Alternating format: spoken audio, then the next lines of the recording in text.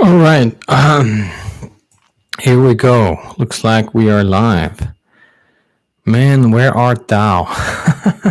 Well, hopefully I'm here and hopefully you can see me now. So let me know if that's the case.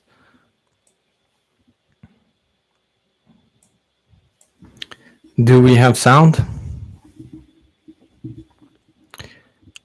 All right. No confirmation yet.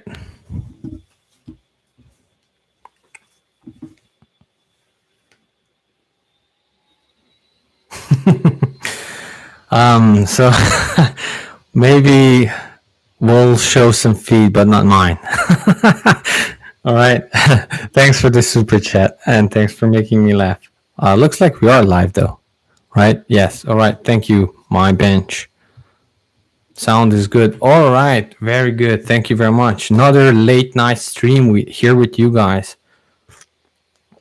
And we already have our super chat.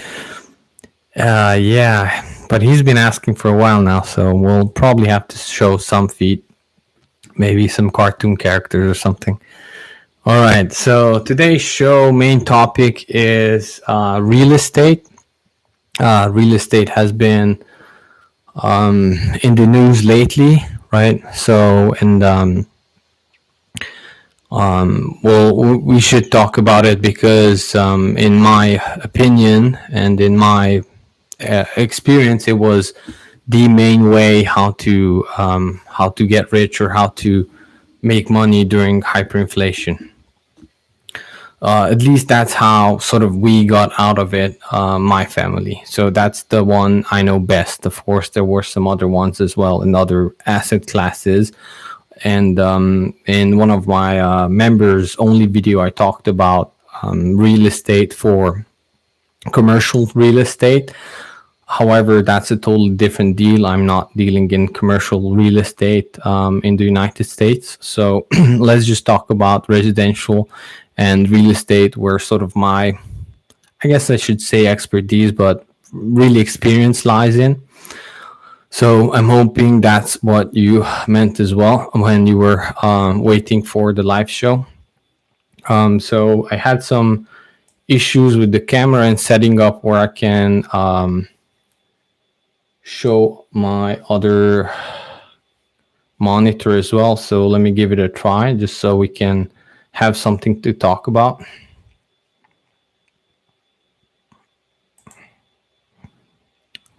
Close enough.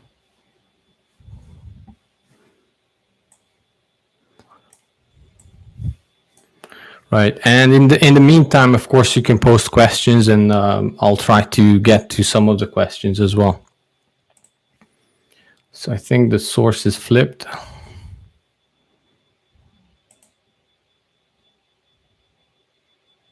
Jeez. Boomer tech right here. Nope.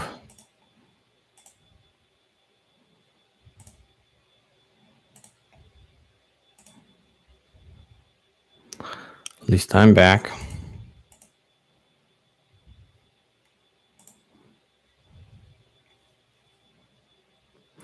Although it's kind of funny seeing the the chart going downwards.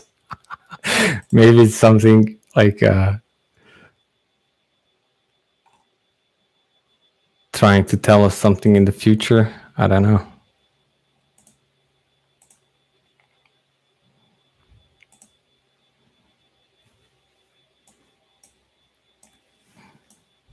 There we go.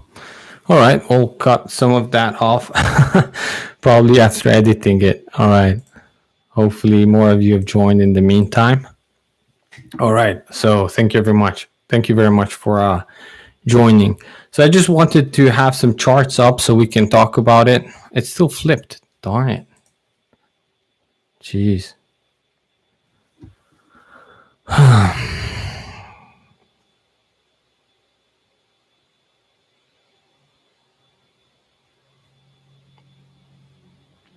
Thank you for your patience.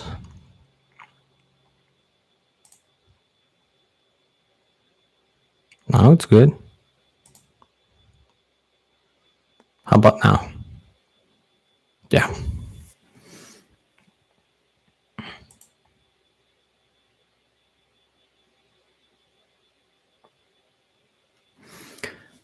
All right. Does the chart look okay?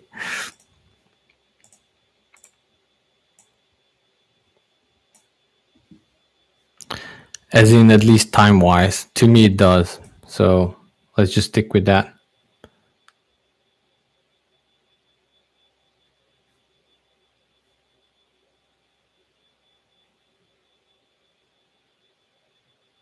It was right side up. All right. Well, looks like YouTube is flipping it for me, but how about now?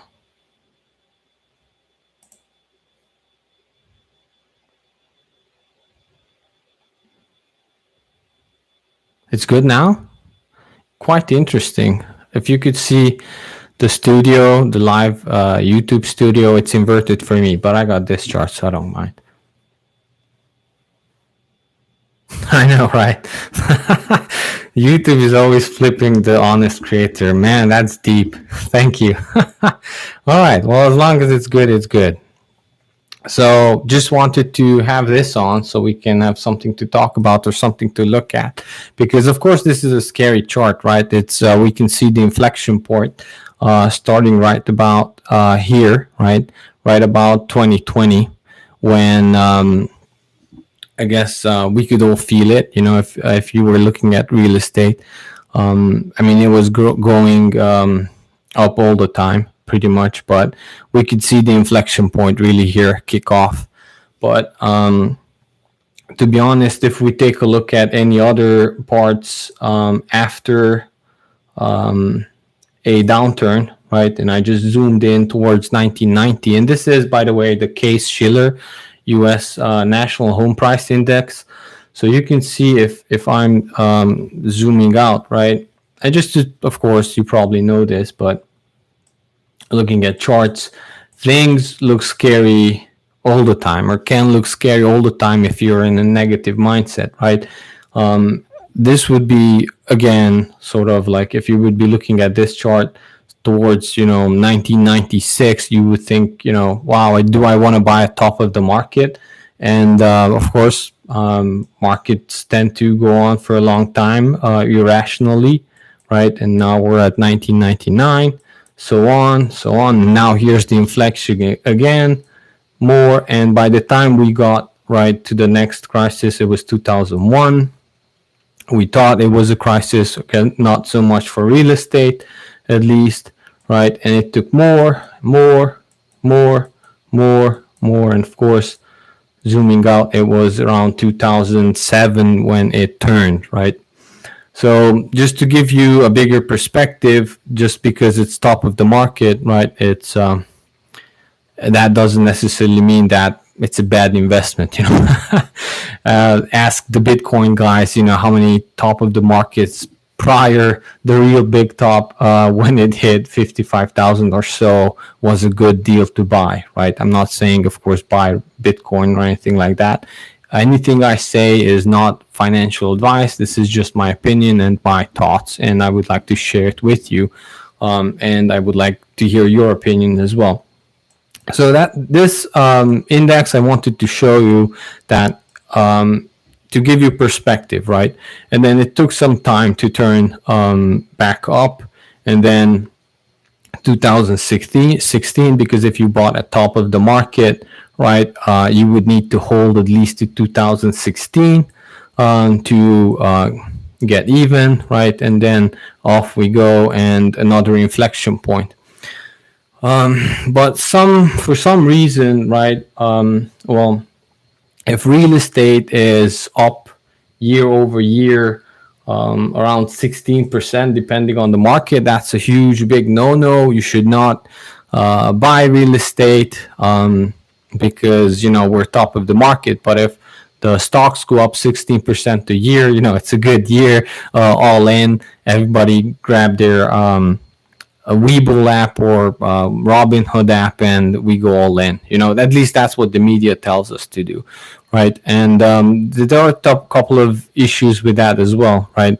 Of course, it's a two different game. So real estate, most people don't buy with cash, whereas with stocks, at least I buy cash, but people buy options, so that's again more risky. But you know, the deal to know, the thing to know about this chart is that you need to be able to hold real estate and you need to be able to hold stocks as well. But if you're buying, cash stocks, it's much easier to hold than leveraged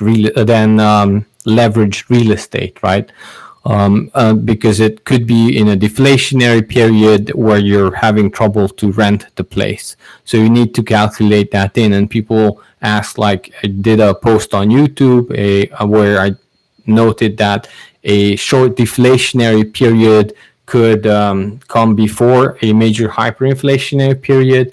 And what did that mean? Of course, that means that you need to have reserves. And by reserves, I meant your cost. Like what are the costs that you need to cover for a deflationary period, such as maybe the period between 2006, 2007, and 2014, right? Well, you needed cash to cover that. So right now, I still have rentals and real estate, but in a more conservative way, I want to have at least 1 to 2 years worth of cash where I can cover the payment on the debt that I have it with, right?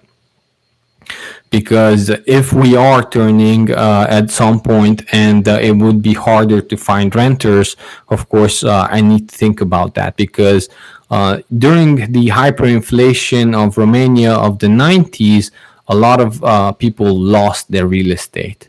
So I told you that everything sort of went up and up and up in nominally, right? However, compared to other assets, real estate was actually cheap, right? And I told you the example of us losing that homestead, right? So compared to gold, it was actually really cheap, right? Because that one gold chain was roughly the price of the real estate that we needed to sell at that point, right?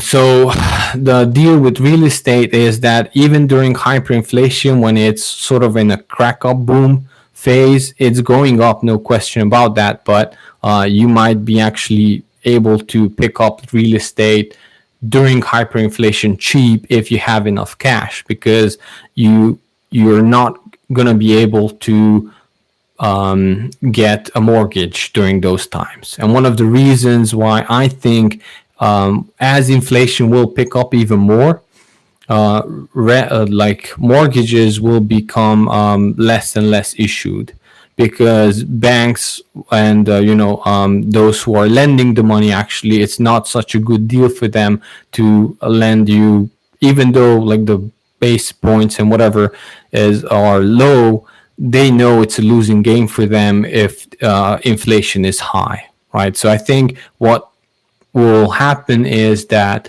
they will require you to be a higher quality mortgage applicant. That's probably what I guess what's going to happen. So yes, you will be able to pick up some real estate, even hyperinflation, cheap compared to other assets, but you need to know that you will need to have cash, right? And if you're short on cash, the period prior to hyperinflation is much easier to pick up real estate, but you need to be able to hold it during hyperinflation, or you will be losing it. If you won't have a renter for 6 years, will you be able to hold it? That's something you have to think about. York, PA, thank you for the super chat. Great info as always. Yes, thank you very much. So yeah, you need to think about being able to hold it as the biggest probably takeaway regarding real estate, right? And being able to hold gold and so on. And of course, prepping is probably the most important thing, because if not, no matter what investments you have, you'll sell it for food and diapers and so on. However, back to real estate, me personally, for me, if I can have, I need to find the right market, and we'll talk about actually this case Schiller index a little bit but also I need to find the right market.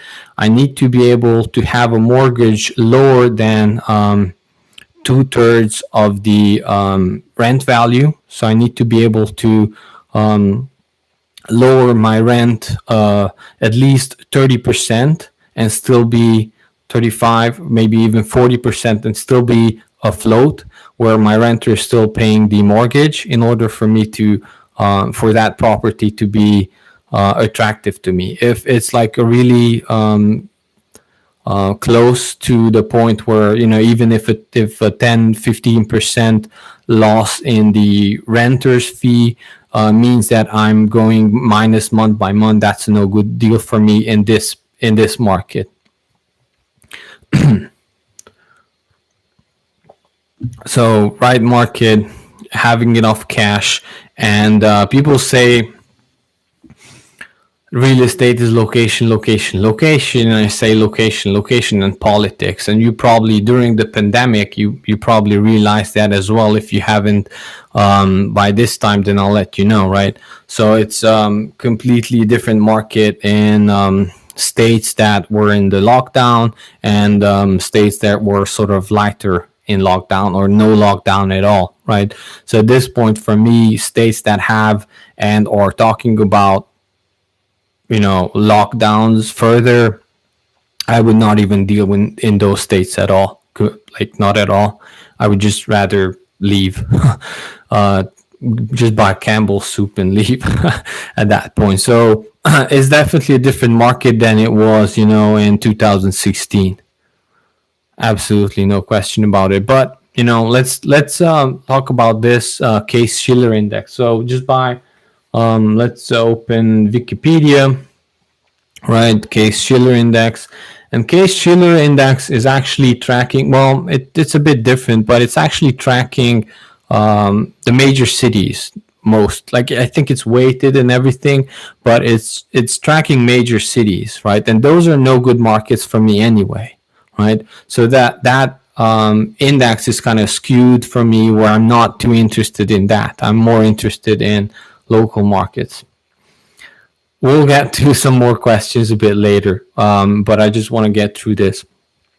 So none of these, absolutely none of these, Miami, Los Angeles, Washington, San Diego, Las Vegas, Tampa, and so on, are good markets for me.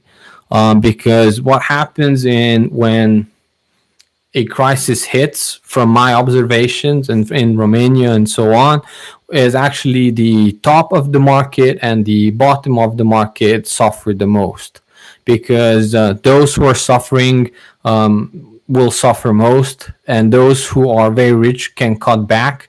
But sort of like in that wide middle range is what I'm looking at, because as in good times, right, as people are moving up the ladder and having better times, of people from the lowest social class, move up and you catch those. But then in crises, then people who are moving down and scaling back, you will catch those as well, in the sense that you will be able to offer them good real estate for good money, right?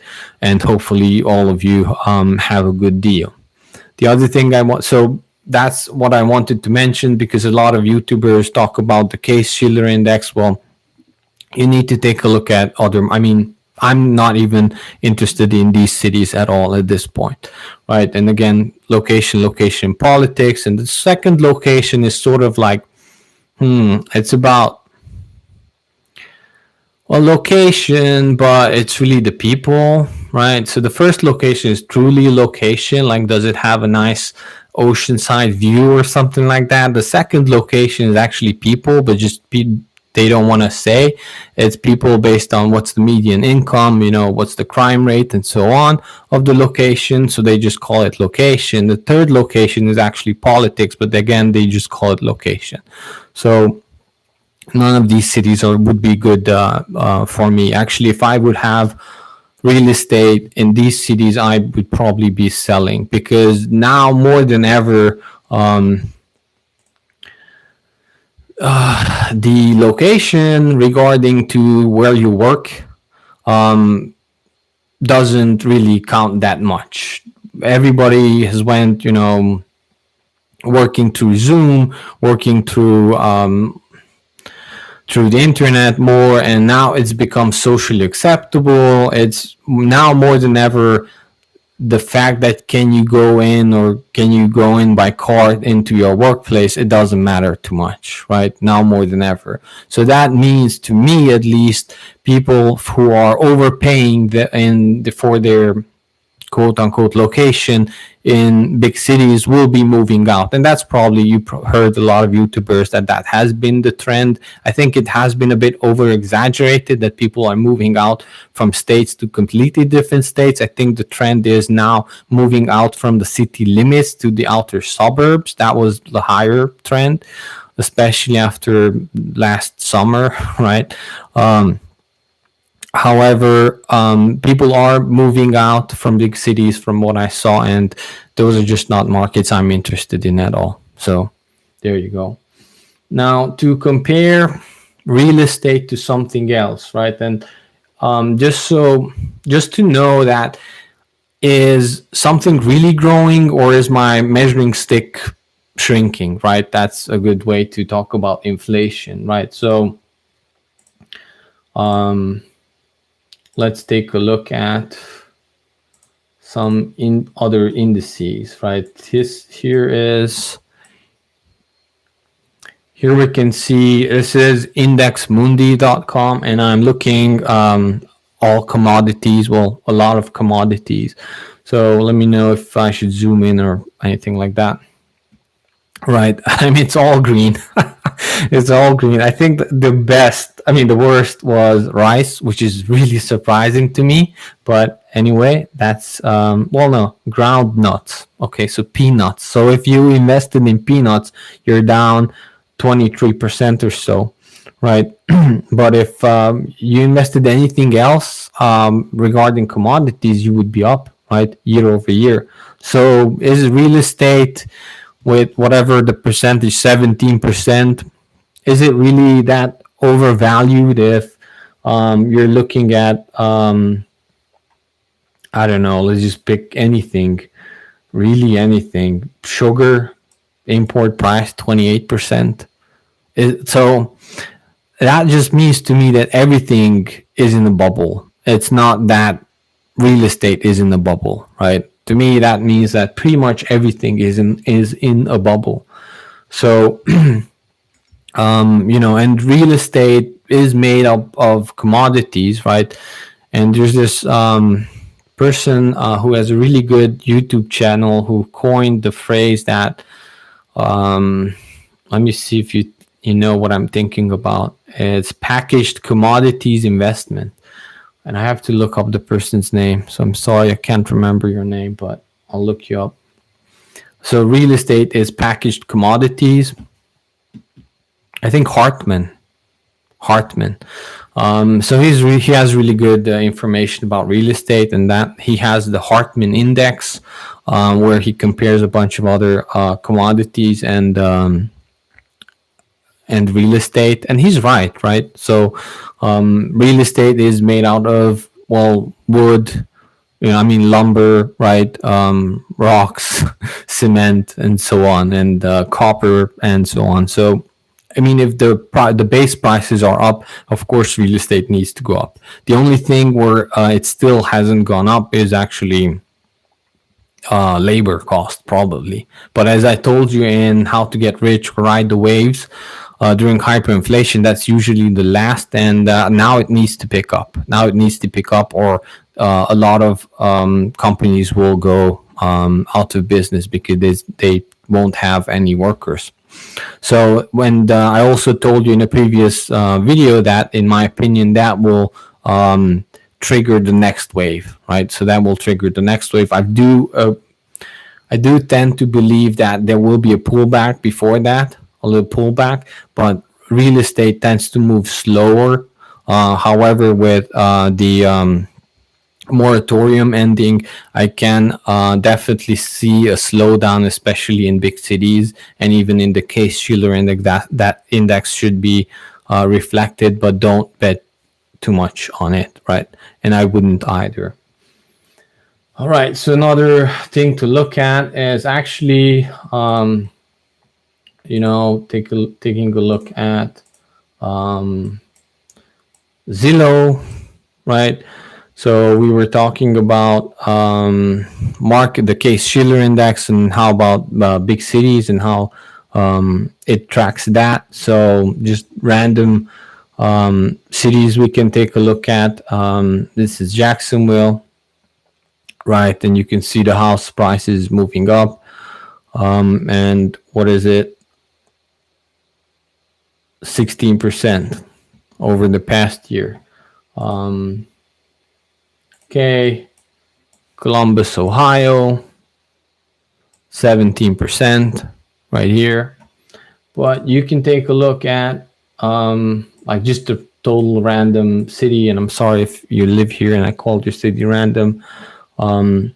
Dothan, right?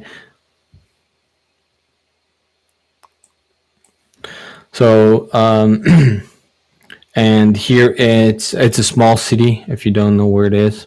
There we go, Alabama. And it's 8.5, but you can see the inflection point again right here, right? So they all started going up.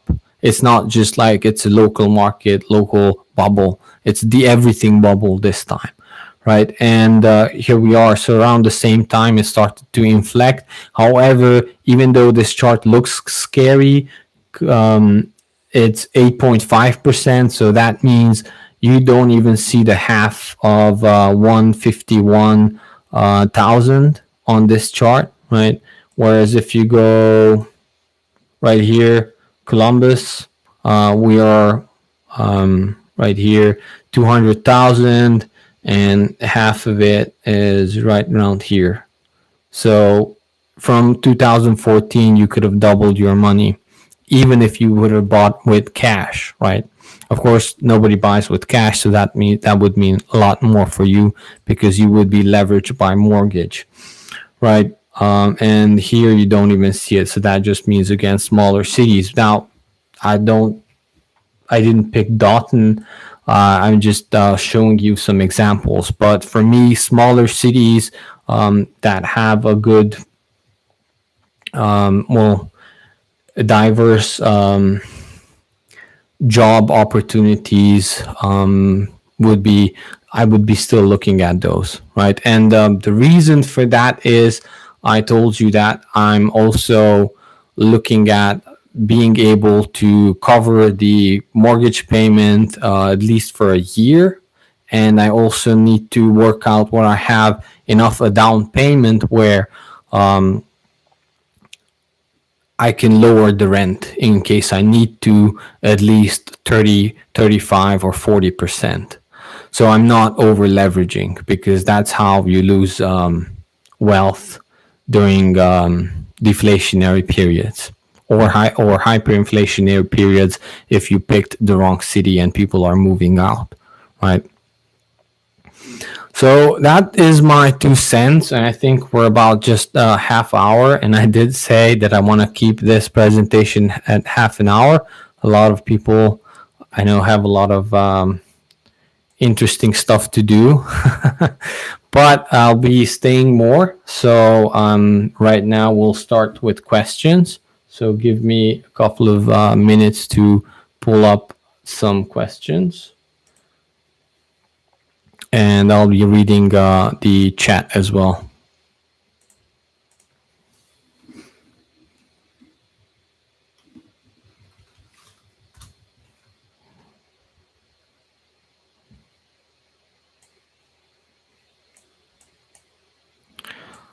So on buymeacoffee.com, I had a post to see if members have any questions.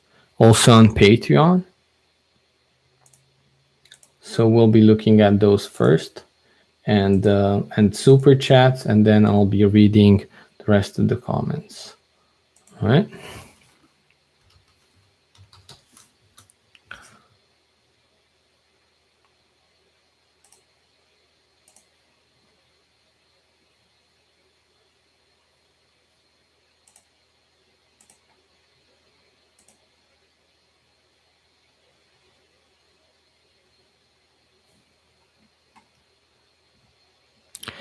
Good thing my mortgage is 1,000 a month.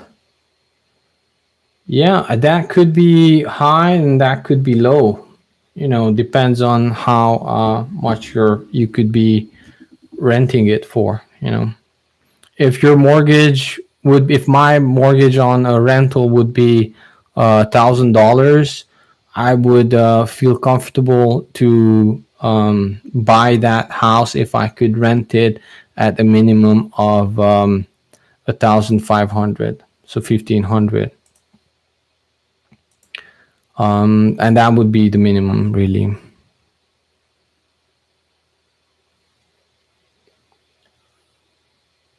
If not, I wouldn't even look at it, right? And well, mortgage 1,000 plus any extra cost like HOA or insurances or whatever you name it. So that would need to be my total cost, right? Looks like not a lot of comments came in from members, so you guys are lucky because we did kind of announce this late. So let's start with your comments.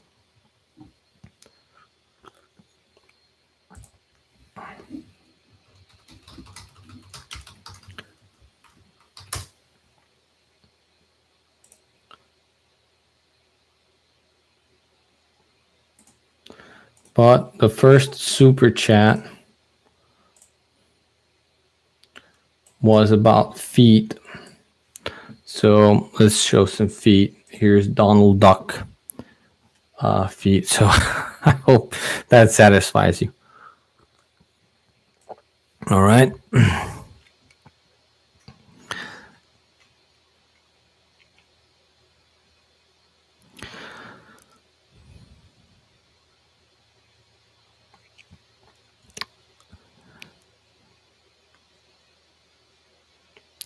I fear that young people will not be able to afford US homes ever. Right. Well, tell you what, that's the case in Eastern Europe right now. So unless you have a really good job that you're working to a Western company, or you are actually going out of the country and making your money there in foreign currency and then bringing the currency back into Eastern Europe and being able to afford a house or an apartment like that, you're probably not able to afford a house. Like if you have an average job in Eastern Europe, especially Romania, I know that market, tough luck for you, and nobody cares, unfortunately. Not the government, not the companies, no one. And so that is sort of a reality already in many parts of the world. And in one of my videos, I told you that the lowering of the living standards, like, will be next in the United States, because this global market is equalizing, and a lot of like third world markets are slightly moving up, but the higher markets are falling much more. So I think unfortunately that might become a somewhat reality, for many people. And unfortunately people get used to that. So that's the most horrible part, Home prices in New York are going up, thus making our property tax 2% up. Yeah, on a $500,000 house, 10,000 per year in taxes. Yeah, location, and politics. I think absolutely right. So I would not. I mean, I'm not sure about the New York market, but $500,000 for a house seems too much for me, because to be honest, who makes that sort of money? If interest rates would be where the market would dictate that it should be, I don't think a house would be $500,000. A lot of families don't make that in their lifetime. Well, that at least 10 years or so, right? So it's, you have to pick your markets, but it does seem a lot for me. And I know in New York that doesn't buy much, right?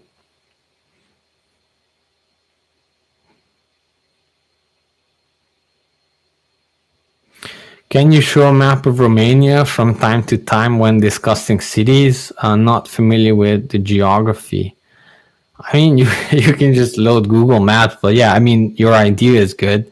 Yeah, sure. I will load maps. I think. Thank you for that idea. Yeah.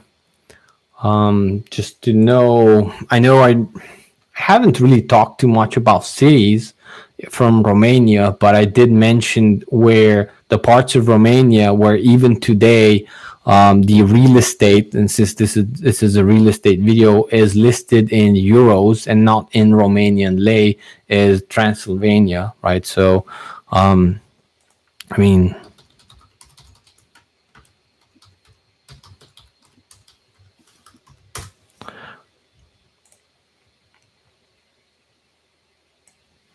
there you go.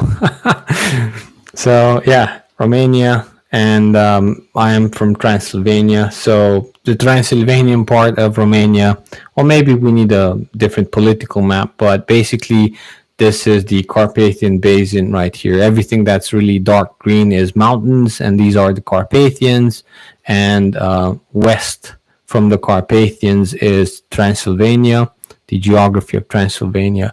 And this used to be part of the Austro-Hungarian and some other empires, and there was always a lot of German influence in there, and there are German minorities living in Sighisoara and some other Brasov and places.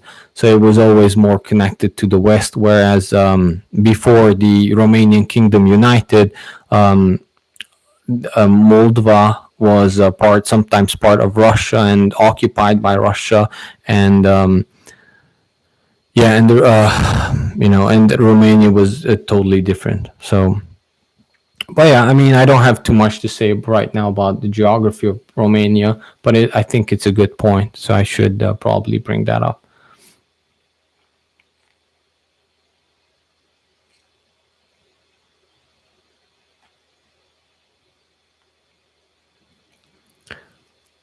Is that background Deus Ex related? No, but I've heard nice things about that game.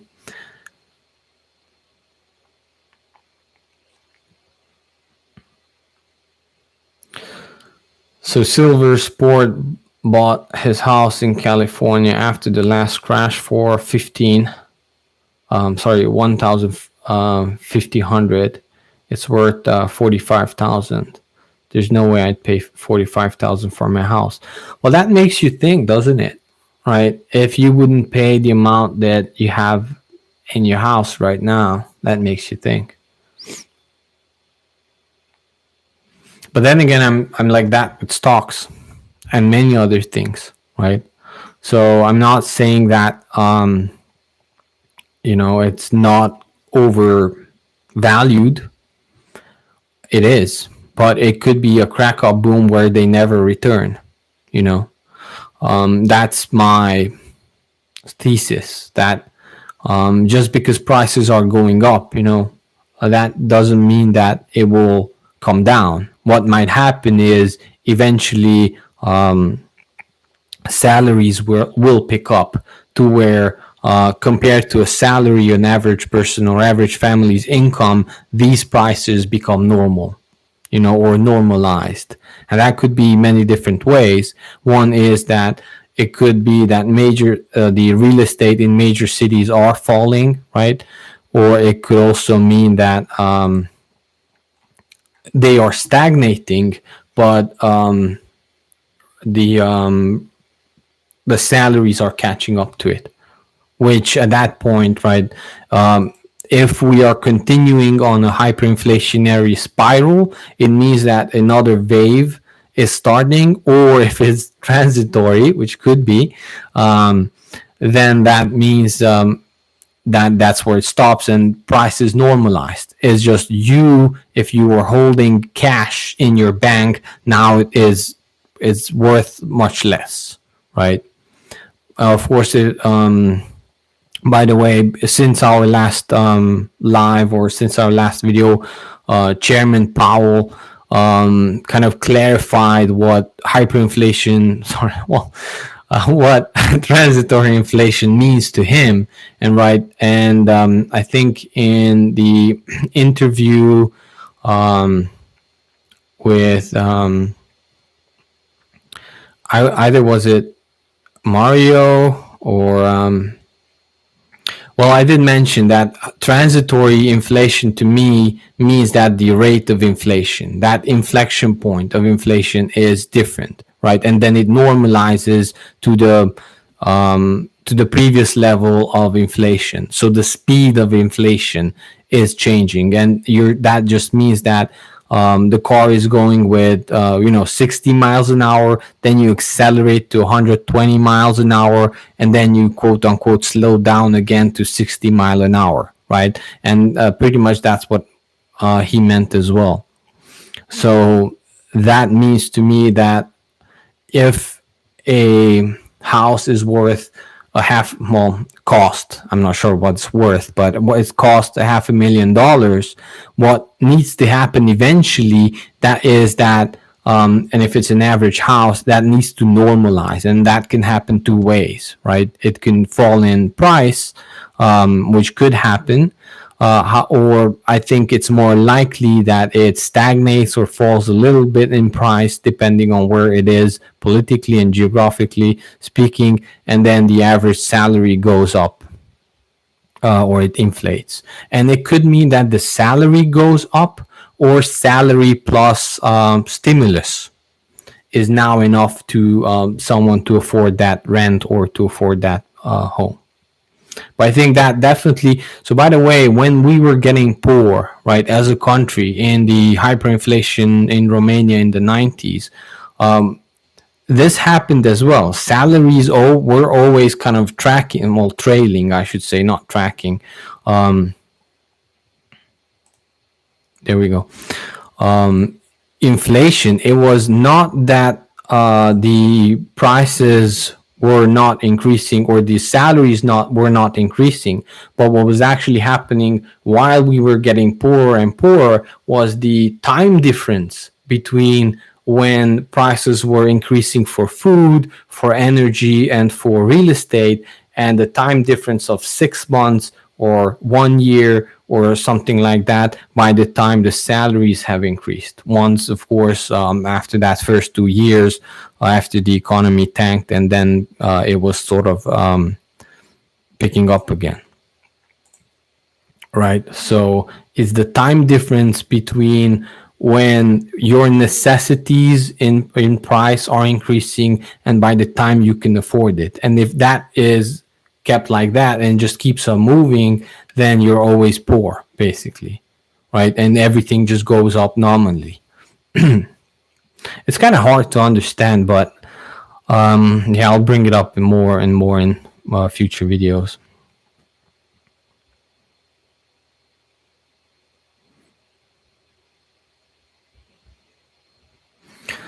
The issue is who will be qualified to purchase your house should you want to sell it these elevated prices when banks are tightening lending rules. Yeah, I think that is absolutely true. It's more and more the average person will be kind of kicked out of the market, and major entities like BlackRock and some other your capitalist overlords. Well, they're not capitalists, they're companies. So your corporate overlords will be owning most of the houses, unfortunately. Yeah, but that is almost normal in many poor countries. So that just tells me that your living standards is going down in the US. Unfortunately, now you could reverse that, just because something is going into one direction, that doesn't mean it always go like that, but that's what it indicates. In the old days, people used to sell their houses on contract. Do you think that might come back? I'm not sure what that means, but I can tell you there's a lot of creativity that will spur or it will come in these times. So if you could, hi Maggie, by the way, Thank you for the question. I'll look up what on contract means. I'm not exactly sure, but one thing that is happening right now is that builders will have clauses in their contract that if the price of lumber goes up by X%, they have the right to step back from the contract. So that will come if you haven't experienced that yet. Let me know if you already had some contracts like that, but that's a given to me. It will come.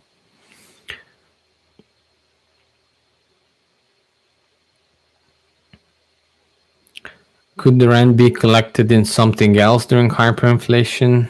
Yeah, during if it's a true hyperinflation, it could be potatoes. It doesn't matter. When should a first-time real estate investor buy? I'm 20. I'm saving up cash and I'm diversified in gold, silver, dividend stocks, crypto. I'm staking stable coins. Yeah. So inflation doesn't eat up my savings. Oh man. It's hard. This is not a friendly market to be a first-time real estate investor. And I'm pretty fresh in the United States as well. So, and it's a different market here. I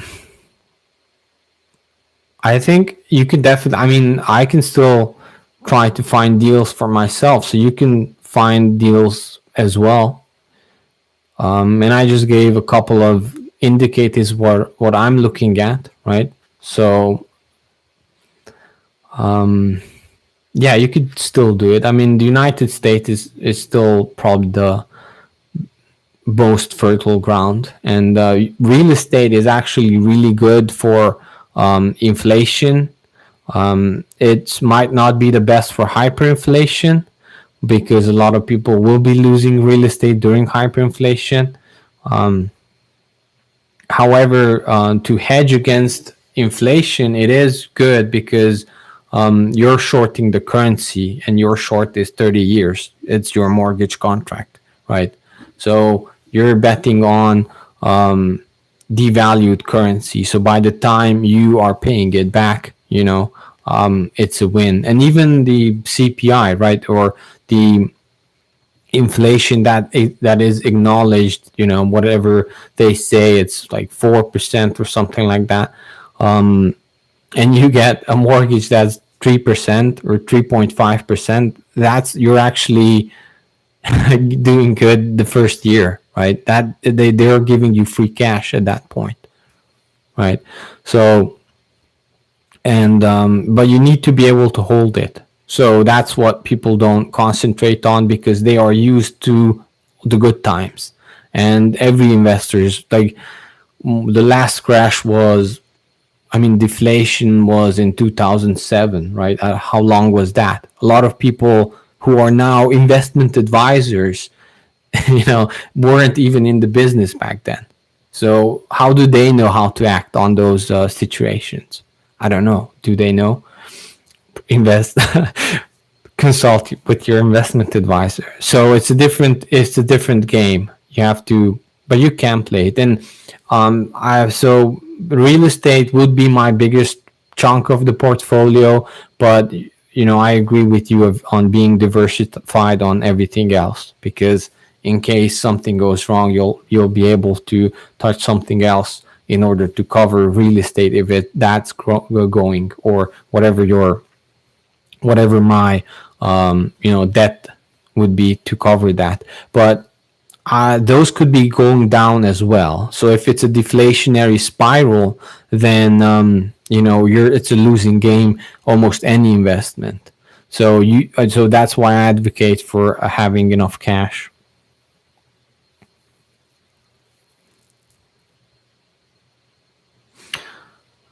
Right. So food stuff and other. So economics life asks, for example, could they pay in food and everything else? Yes, they can. But to be honest, if situation is so bad, you need to think about a lot of cities emptying.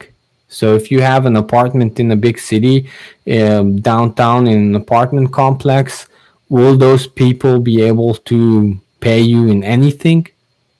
Right? Especially something like cancel rent culture. And nowadays, it's hard. I think it has happened in Romania, but the political climate was different.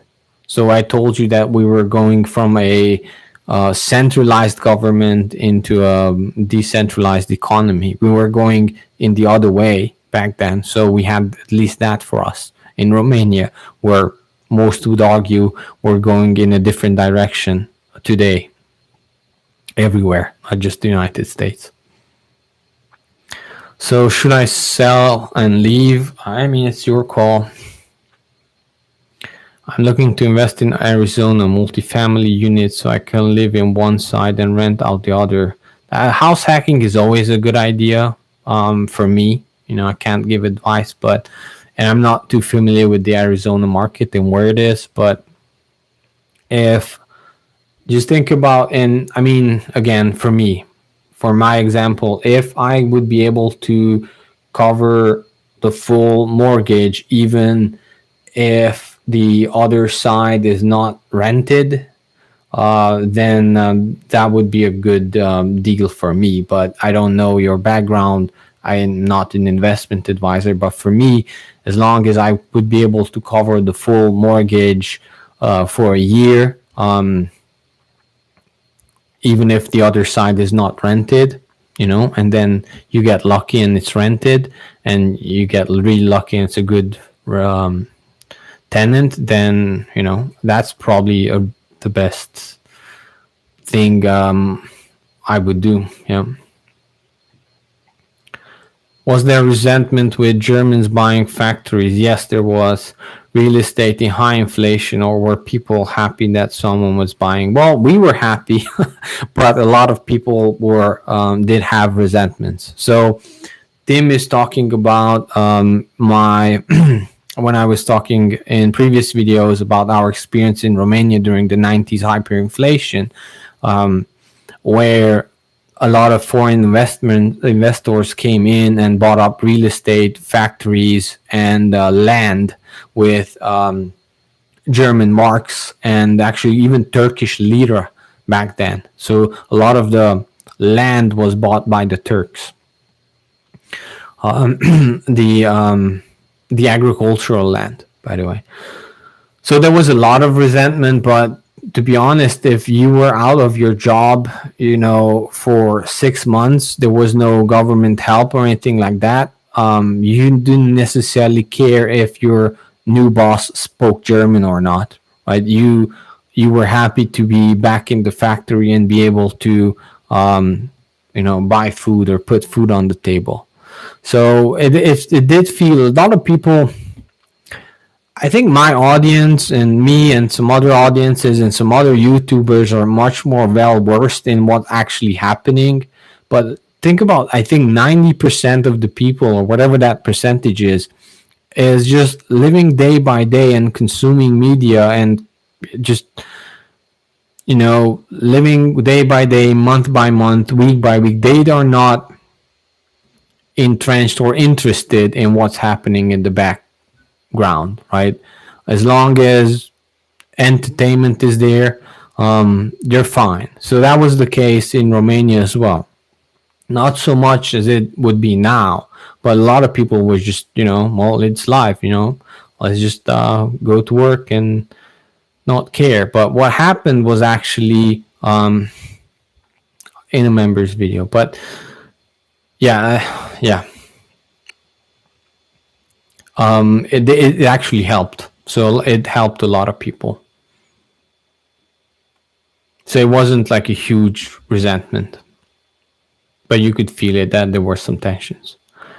Large corporations will be dismissing many local remote employees in the near future and replacing with Zoom employees from low-wage localities. Example, India. Yeah, I mean, that's just the trend. And to be honest, As long as the political will is there to actually help this along, what you need to do is become a large corporation, or at least a corporation. So it used to be that taxes were something where the king collected gold, right? And that was his income to make the kingdom go forward, right? Or so to speak. Taxes are now just an incentive device. Nobody needs taxes. They sort of, quote unquote, need it to cover the interest rate on the debt they take on. But the actual, everything is now with the debt ceiling and everything, the thing that's going on. Actually, they print the money that they need. And taxes are just there to cover the interest payment on the debt. So taxes are actually incentives.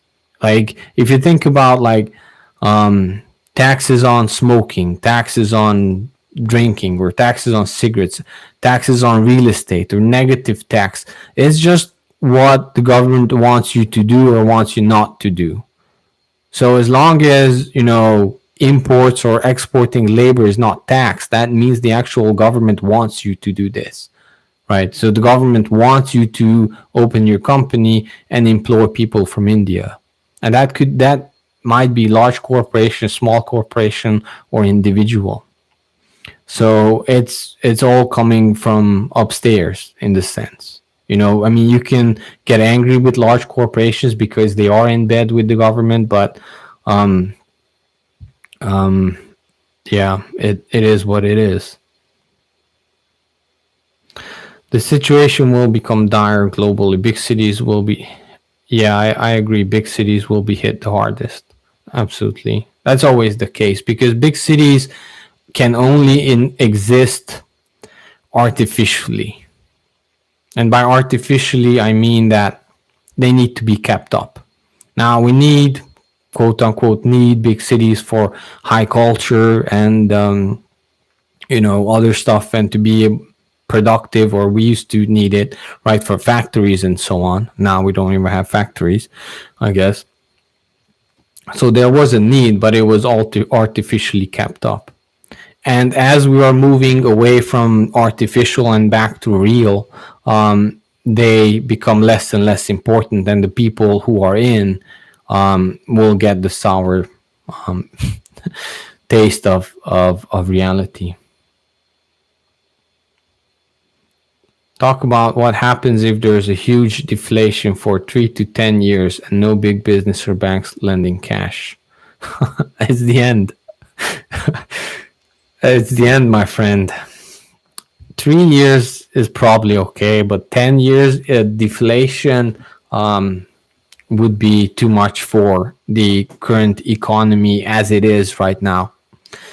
Right now, the economy of Western, of Western cultures and states and everything is driven by debt. It's borrowing from the future. And that's what it is. I mean, companies just like Twitter and Amazon and so on, these would not exist in deflationary periods. They need to be able to go on for 10 years sometimes to be able to turn a profit, right? And now they're some of the highest companies valued, right? So everything is fueled by debt. And a deflationary period of more than 2 years would wipe the whole economy out. It would turn it back into what their actual worth, The unicorn companies. So these companies that are starting now, Amazon, of course, has its value with 2-day shipping and so on. But it would mean that major political change would happen. That means either a complete socialist country, communist country, fascism, whatever you can think of, corporatism, something would change because this economy would not be able to handle a 10-year deflationary period. Inflationary, yes, but not deflationary.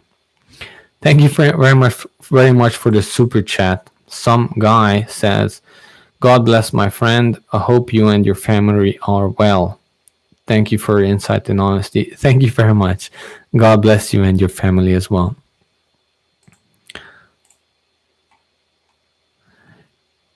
Yeah, I mean, honesty is rare nowadays, but I did think about this lately, that you will always need honest people. So I think it's much better commodity or currency than anything else in the world.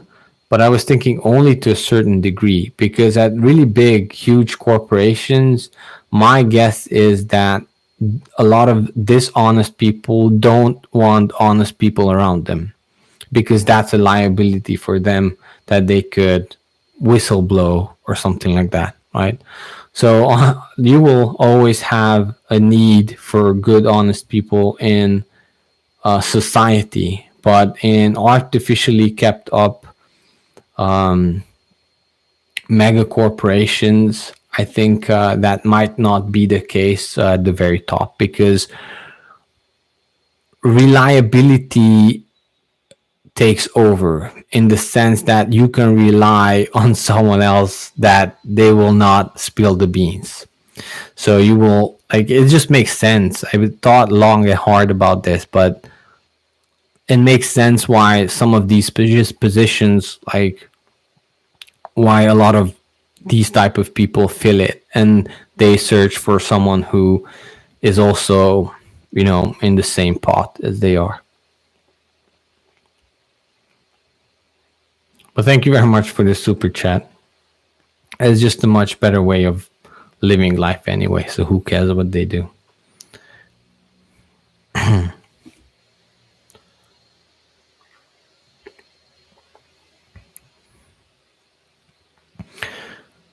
I would suggest that people read The Great Depression Diary by Benjamin Roth. I haven't read it, so let me note that down.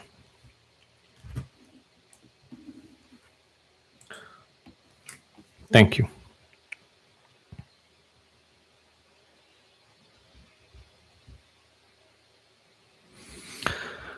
Is Arizona politically safe? I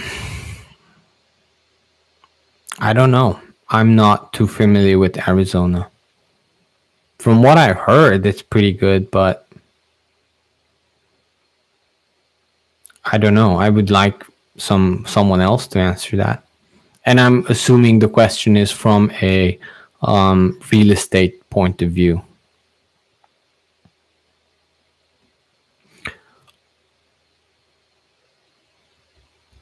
So the full question is, I'm 20, diversified in many asset classes. I'm saving cash via stable coin. Is Arizona would be a good, and when would be a good time to buy? So for me, any time is good time to buy, because I just told you that some of these indexes are local, and real estate is local. So as long as you can find a good deal, it can be always a good time to buy real estate. But you have to, so to give you a bit more, one of the YouTubers who teaches real estate is Phil Pustoyevsky. I'll have to put this in the description of the video, but he is teaching you a lot in his free videos. I haven't attended any of his courses, but you can just tell that he knows what he's talking about in the real sense. Like a lot of YouTubers who are big in real estate are really good for general knowledge and for entertainment, but they don't necessarily do the deep dive. And Phil Pustoyevsky, I can, I would check him out definitely. But he does. He also does a lot of flips and other stuff, like in his teachings. And I'm only interested in the long term holding, because I trust the bad actions of the Federal Reserve more than I trust small decisions that I make, if that makes sense. So I talked about the percentage rates regarding real estate in the long term and inflation and so on. So it's for, if you can make the numbers work, it's for me it's a guaranteed win. But it's hard to make the numbers work in this case unless you're really looking for good places.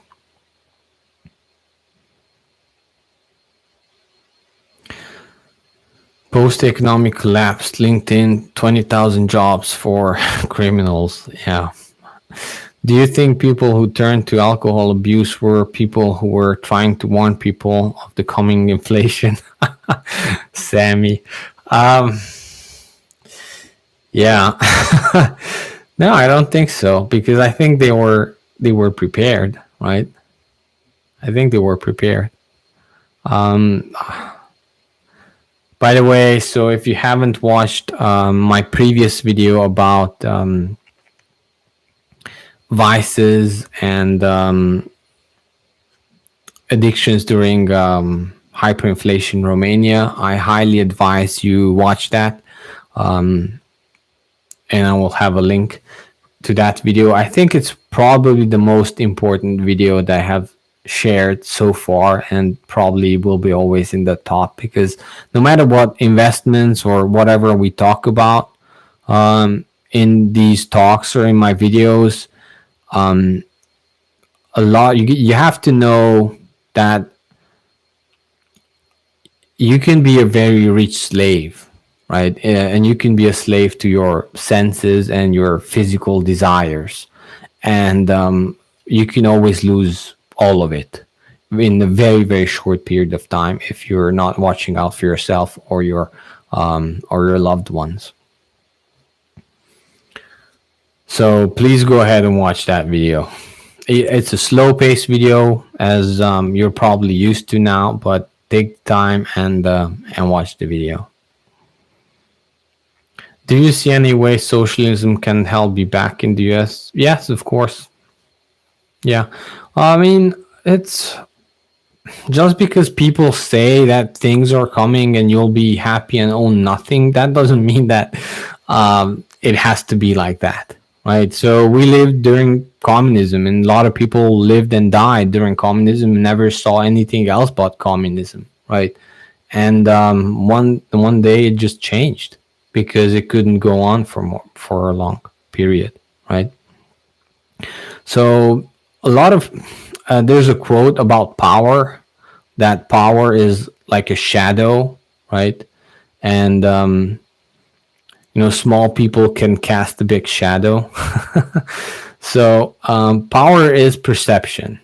If you perceive someone as powerful, then you will treat him as powerful, and thus he becomes powerful, because you're making your decisions based on his perceived power, so he's powerful. But in the sense, like, who has control over your life? Very few people. Because could be restrictions in this county, but that doesn't mean you can't move. Or you can change countries, or you can do a lot of stuff. So only you decide on your life, and no one else. So it's good to hear some of these opinions that these major global whatever names they have, what they have in plan, but that doesn't mean that they will come true. So know that. I have no mortgage and no debts. Remember, 1% debt to 99 equity can cause you to lose it all. Yeah, absolutely. So that is slavery. It's in the Bible. And if you don't believe it, ask Dave Ramsey, and he's right on that. So segregating debt into different companies you have, and you not having personal debt, is probably the best thing that you can do. And I don't even have a credit card. So I never had a credit card in my life. Place from New York. Peace from New York. Hey, let us know how it is in there. I really like visiting New York. Not so much now, but it's a beautiful city. And a beautiful state as well, by the way. Especially upstate New York. I really enjoyed. Few young people are able to purchase a home anywhere in the world. I absolutely agree. Average house price in Sydney, Melbourne, Australia is $1 million. So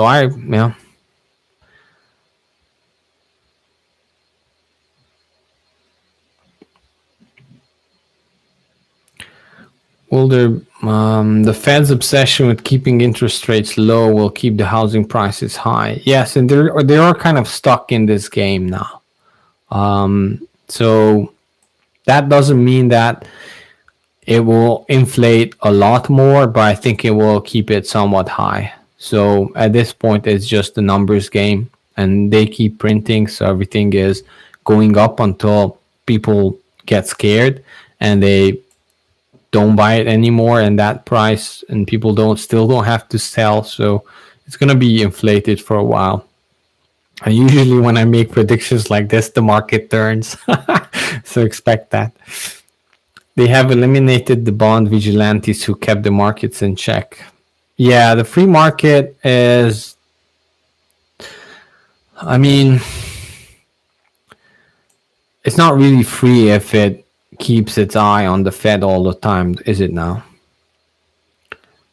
Where will be the jobs? In 10 years, the most common job will be stoop labor on a farm.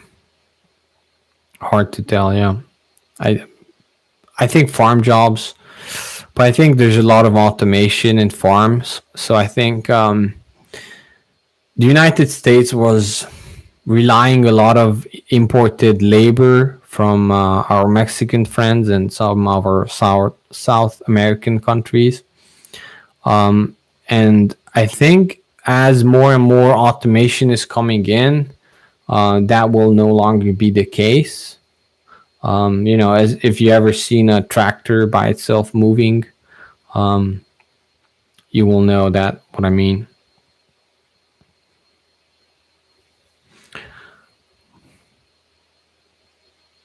Howdy from Oregon.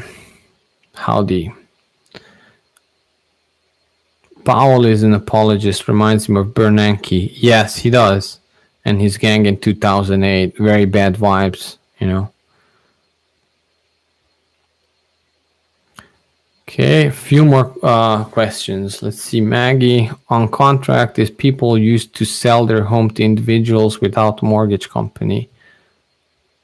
I think it will have to. Yeah, so thank you for answering my question, by the way. I think more things like that will have to come. I think, more and more things, more and more creative stuff will need to come in the market, but that's sort of hard for people who have never done that, or rent to owns or that sort of stuff will come in. But so thank you for answering the question. I do believe more and more that will come in, but I don't think it will be enough to save a market if it turns sideways, or it could turn down for a period of time. Dan Taylor, I will not read that, but I appreciate your comments. You put your money down and you take the chances. Yeah. I think she was talking about contract between. Yep. Thank you for clarifying. The stock market of 1929 crash only recovered in value in 1954. Yes, but we were still on the gold standard then, weren't we? Well, some kind of gold standard, right? So I think we're a different world now. But Just because the stock market is going up, it doesn't mean that it's actually worthwhile for you to still stay in that stock market. Because if the stock market is going up 5% year over year, meaning it's slowing down from its current rate, and inflation, true inflation, is 15%, that means that the stock market is actually falling even now, right? So the crash might not look like a crash nominally, but it could still be a crash. So you have to think about that as well. But I agree with you. I mean, it can be very long periods, right? So I'm not necessarily into stock market either. I will probably share some of my stock picks that I did lately in a members video. I have to write these down.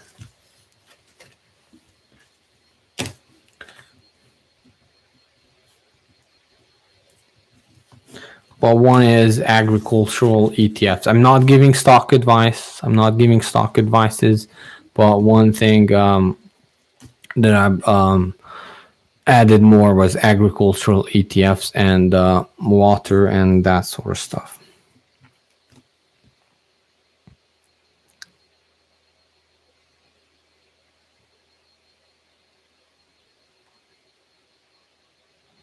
All right, let's skip to the end and read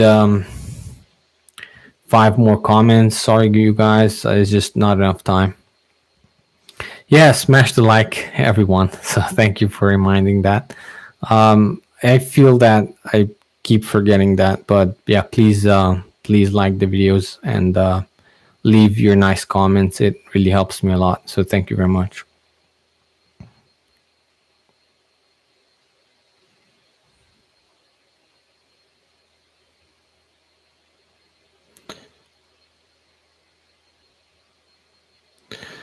All right, so let's see. The future will be about, so Dan Taylor says, future will be about going down the technology ladder, not up. Technology is failing humanity. I mean, that's an opinion. Definitely, it feels like it's working against, but it's not technology. It's who uses technology, right? So I think it's cultural, and if we are failing culturally, then that translates into politics. Then that translates into political actions, investments, and so on. And then, we're using devices to push out more entertainment instead of actually helping people.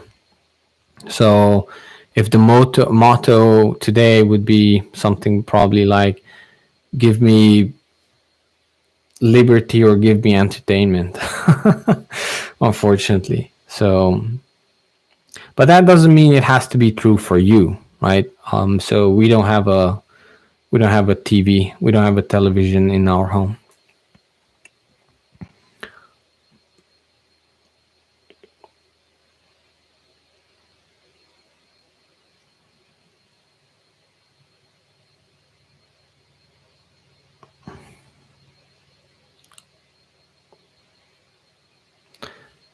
Thank you, Dan Taylor. What's the best way to contact you? Well, actually, I have a contact form in the about section on my YouTube. So you can send me your email address there and I will email you back. And that way it's not exposed to anyone else. Yeah, so anyone, if you would like to contact me, I mean, I do get a lot of stuff. Doesn't necessarily mean that it's not a guarantee that I will answer every contact, but I will do my best. So last question, what was the most in demand, or do you feel will be most in demand when things crash, as they inevitably will soon?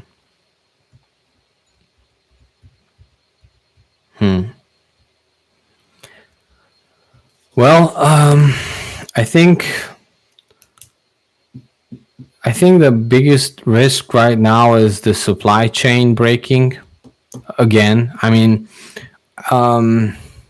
so anything that is imported probably has the biggest risk, and almost everything is imported, so that's kind of scary.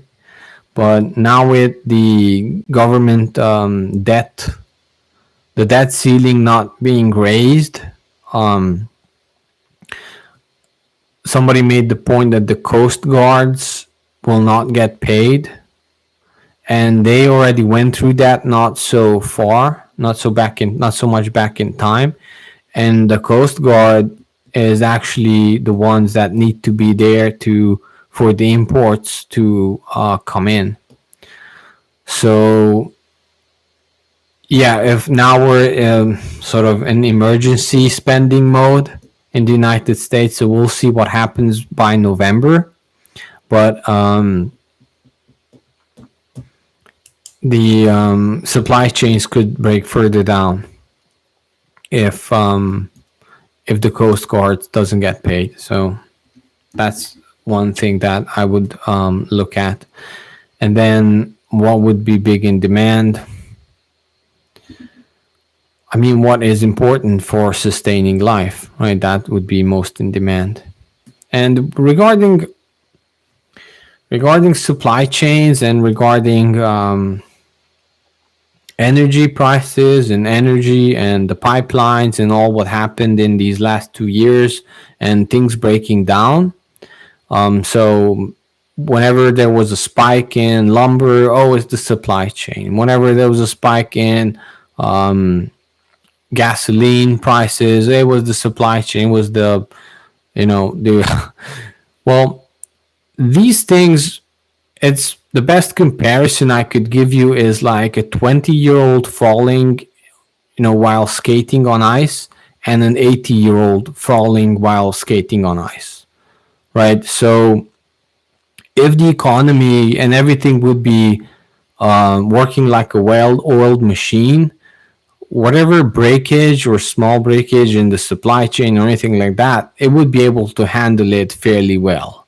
But an 80-year-old falling is a different case. So in these small issues become major issues if the economy or the political system is not working and functioning properly.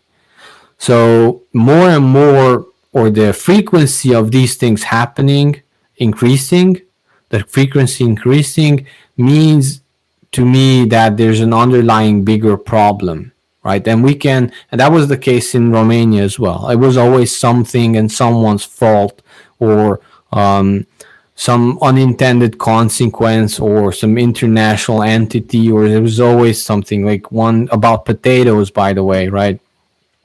We grew potatoes, like the Colorado beetle that were showing up, right? It was the United States dropping Colorado beetles, right? In Romania. That's why the potato crop was low, right? And we couldn't. So that was prior, before we grew potatoes during communism. It was always an excuse, and it could be true, to be honest. Still to this day, I don't know. Were you guys dropping Colorado beetles in Romania to hinder our crop? I don't know. But I'm saying that there were always excuses why things were going bad. And that kind of, during the 80s, it signaled that there's a major change coming, because things are breaking down faster and faster. Well, a lot more questions in the meantime. So I would say food to your answer. Was Romania largely agrarian or industrial during the hyperinflation period? It was already industrialized during communism, but it was still still largely agrarian, I would say. I think it was just over half of the population was still agrarian. So we had we had a really good chance to survive hyperinflation compared to what would happen now, even in Romania.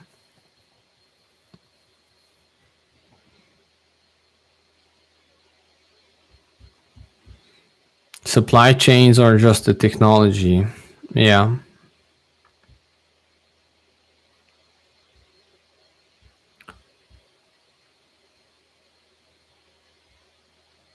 Check out the uneducated economist for lumber sector perspective. Yes, I know, and I think I even follow his channel and check out his videos periodically. I think he has a good grasp on lumber prices, and he's probably called it before anyone else. I think he was even on Jig Ducey's channel, and I think he has a good perspective on commodity prices. I'm not sure if he understands inflation or hyperinflationary calamities, but he's right on the things that he talks about. Definitely. I'm just trying to have a bigger picture when it comes to inflation and hyperinflation. But for commodities and perspectives on commodities, especially lumber, I did check out his channel. So on the information that he provides, I think he's spot on.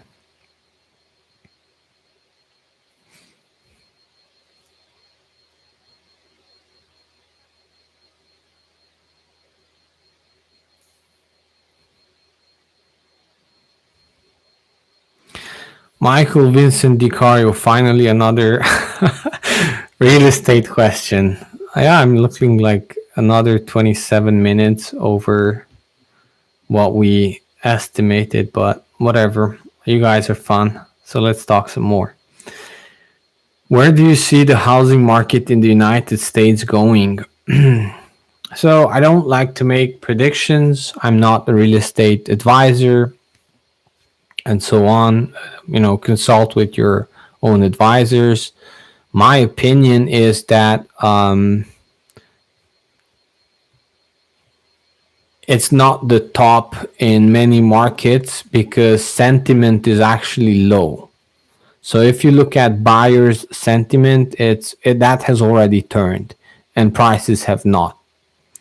So to me, that means like the tippity top is usually when a lot of people are in the market and everyone is just buying. For me, that's a signal that we are at the top or about to turn. And that's not the case. Actually, house buying sentiment is probably at a 10-year low, if not more. So I'll have to check.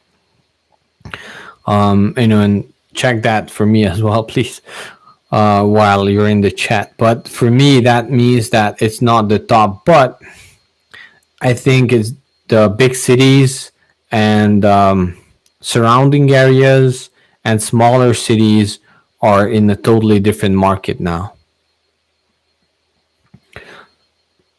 So my sentiment towards housing prices is that it will go on just a little bit more to increase, but I think big cities, especially with lockdowns and so on, that might turn downwards. Whereas in many other places, I think it will be stagnating a little bit, or the downturn will not be that sharp. So the moving out of big cities, the people moving out of big cities, I think will offset that elsewhere, and that's my opinion. So if you take a look at the Case-Shiller index, you can see even different and broken down into big cities. Even between the big cities, you can see these roller coaster rides, or some cities are much steeper, right? And some cities are much lighter. So even between them, it's different.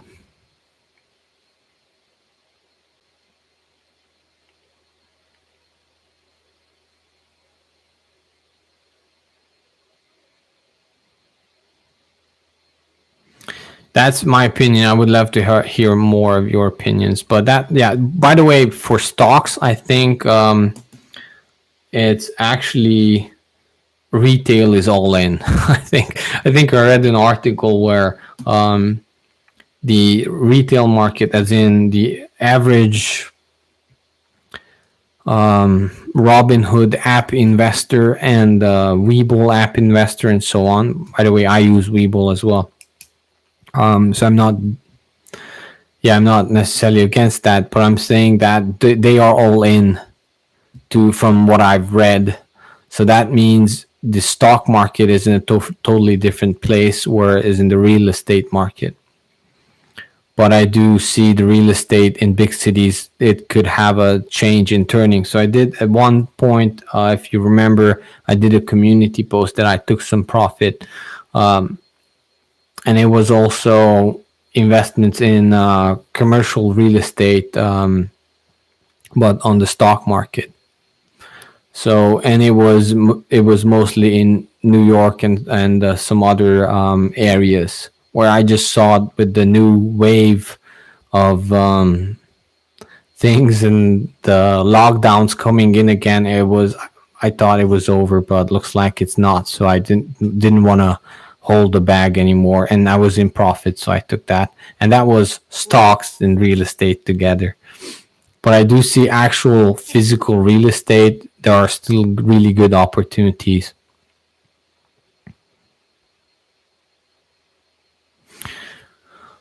More comments, thank you.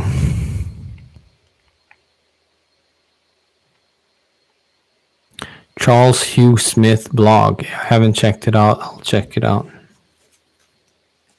Thank you, Dan, for being so active.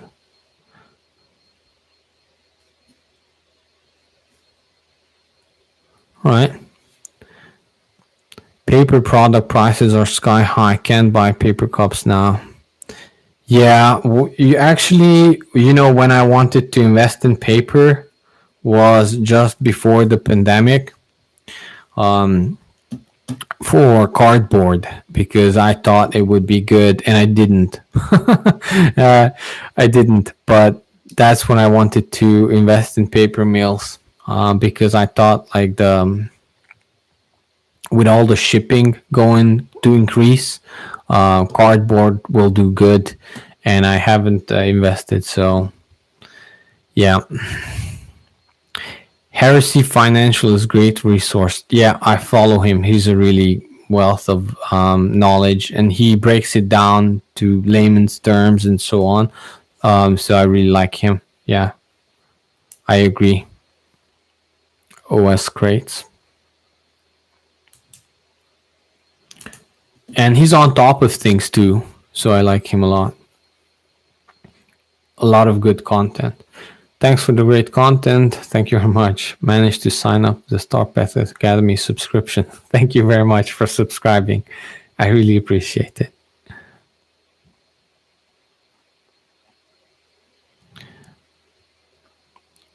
York, PA. Agree, uneducated economist is not the big picture guy. I mean, he is regarding commodities, so I don't want to diss him. But it's not. It's different. His perspective is different, but I do listen to him a lot, and I think his points regarding lumber and commodities, and even the Fed actions, is really good, and I do listen to him for these purposes. So in the topics that he's discussing, he's really good, absolutely, and would actually like to talk with him eventually. But for me, I'm trying to have a bigger historical perspective on things. So like my time frame would be hundreds of years, because I think a lot of waves are now being synchronized to a bigger action than what would be just commodities or what would be just real estate.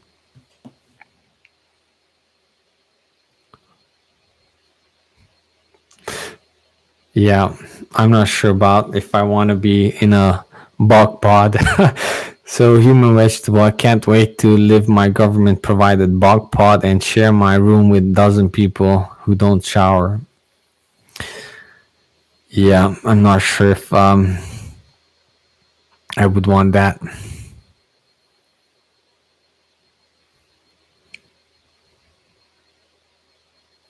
My parents, whose parents went through the Great Depression, think things will always go one generation from disaster has already forgot what happened. Food was most important. Yeah, I agree, but it's also important to have a very positive outlook because it will. So the lessons learned should not be forgotten. Don't get me wrong, but I think it's very important to have positive outlooks, or it will you will carry that pain with you, and you will never invest. So I can don't have to be go back to my parents, but can go back to my own parents, and they were more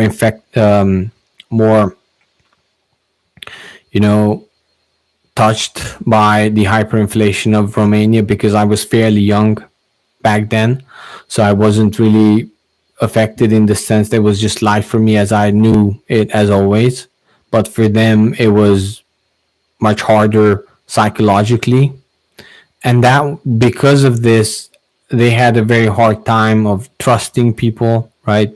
They had a very hard time in investing anything other than actual physical stuff that you could touch and feel and it is yours and you have a paper and you can defend it one way or another, which worked out well during hyperinflation or the period during that, but not necessarily in other times.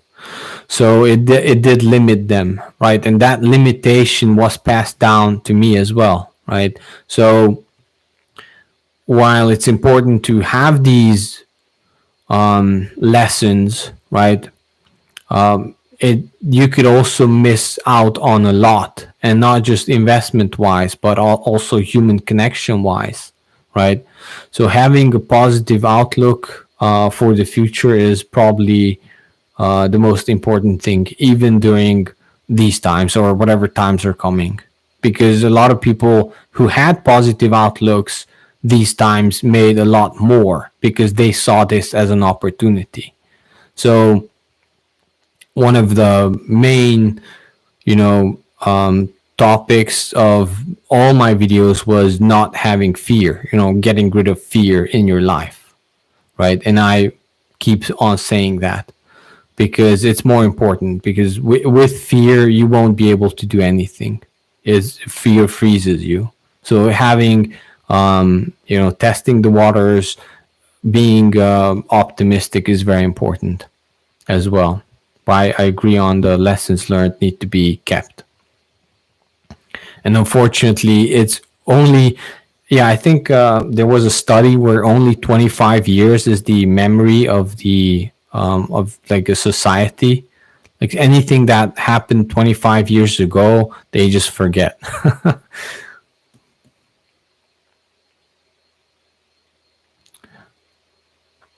Interesting perspective. Thank you, says Michael Vincent DiCario. Thank you very much.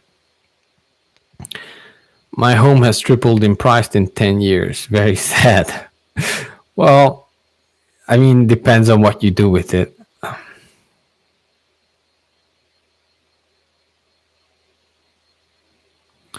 All right. Let's go 5 more minutes. And that's it.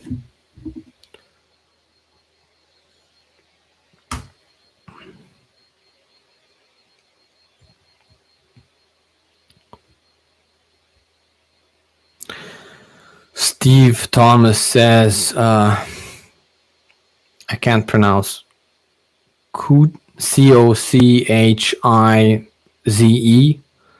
SE County in Arizona. You can build with very limited government oversight. Yeah, I kind of like those counties where you can do that, especially if you're If you can know how to build houses or tiny houses, that always interested me. Of course, some government oversight is good, just to make sure that the house is safe. But yeah.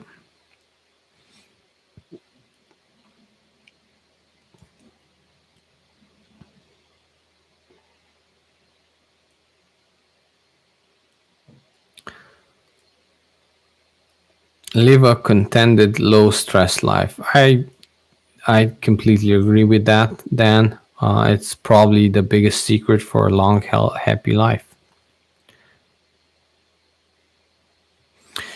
Economics life. Any advice for those living outside the West in case the US hyperinflation and social unrest?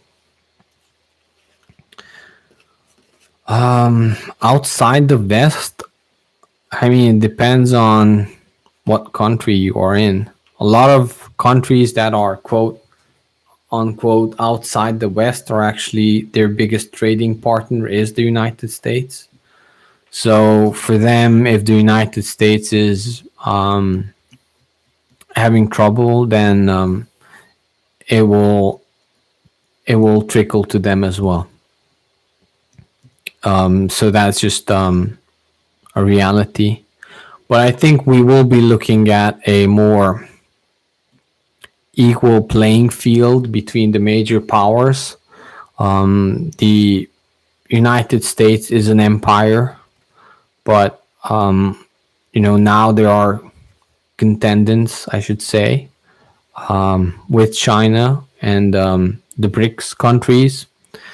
That used to be the case. I'm not sure what's going to be happening now with and after the pandemic, but it's definitely a more equal playing field, and some of the global responsibilities, and I'm saying that half jokingly, is going to be taken over by other countries. And that was, and I think that's going to be the case no matter what type of administration we're going to have, because it's, we're being forced into that position.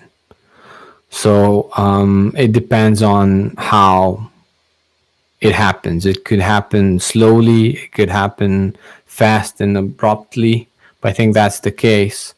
But the United States is an empire, and when empires are shrinking, then it starts.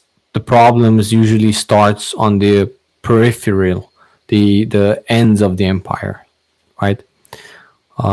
So whereas kingdoms and countries, it usually starts from the center.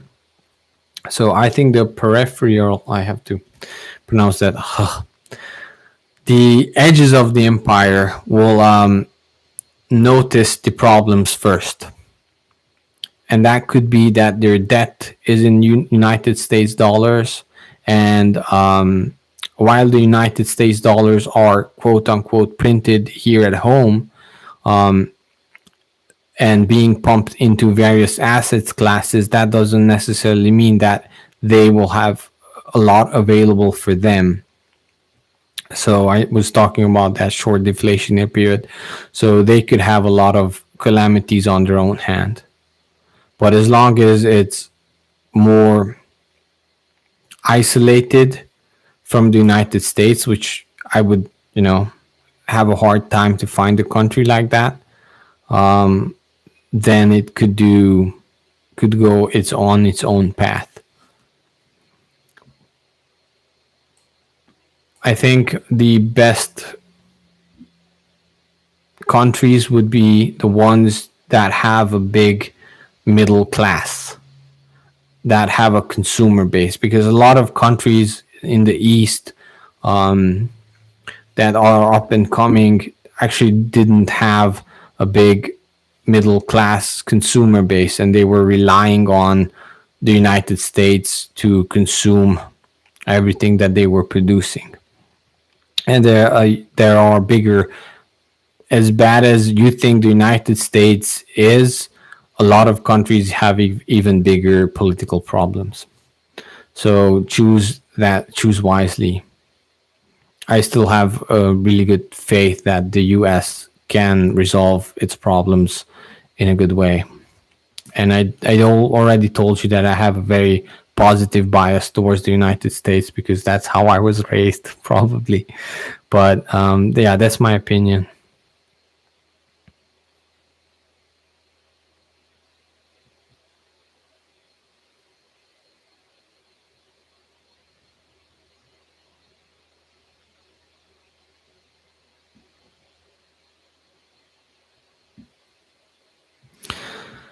Michael Vincent, do you believe hyperinflation is actually coming or just the United States 1970s level inflation? I think I think right now a high inflation is the chance of just having a high inflation is much more likely, of course, than a hyperinflation, but I would not rule out a hyperinflation. What I would say, if the United States would experience, if it would experience a hyperinflation, it would be much bigger in the sense that it would be a full Western Hemisphere hyperinflation, almost a synchronized hyperinflation. And that would also go with the losing of the reserve currency status. So when a lot of pepper channels talk about big calamities, they often leave out, what is more probable and less probable and so on. But it's really a scale. And right now, while we still have the global reserve currency status, I think it's unlikely that we hyperinflate, but things can change fast. And to be honest, I think the pandemic actually helped in not having hyperinflation because it had a major deflationary effect on, I think,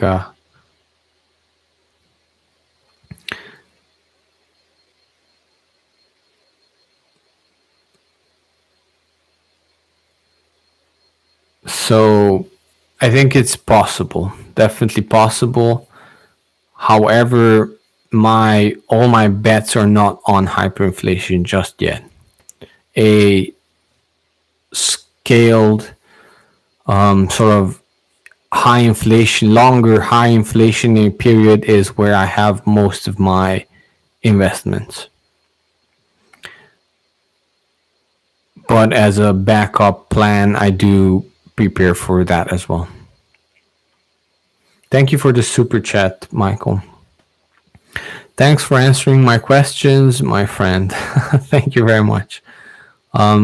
So yeah, I would probably expect a major global happening that could be on top of the current medical crisis that would trigger hyperinflation. And until I see that, I don't think it will happen. However, between that flashpoint, whatever that would be, made up or real, that flashpoint that could happen, that would trigger hyperinflation. I think between that point and the hyperinflation, you will not have enough time to prepare for it, which could be 3 months to 6 months. That was our case, around 6 months between the flashpoint and between hyperinflation starting, especially if the supply chains have already broken down. So but the cost for preparing something like that is cheap right now. So it makes it worthwhile to do it. It's just like having fire extinguisher in the house. So even though the chance of the house burning down is small, you cannot risk it not having a fire extinguisher.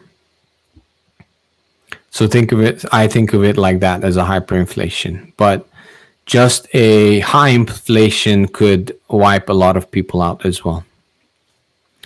So let's leave it at that. Thank you very much for sticking around, and hope to see you next time. Please be sure to like the videos and comment and share.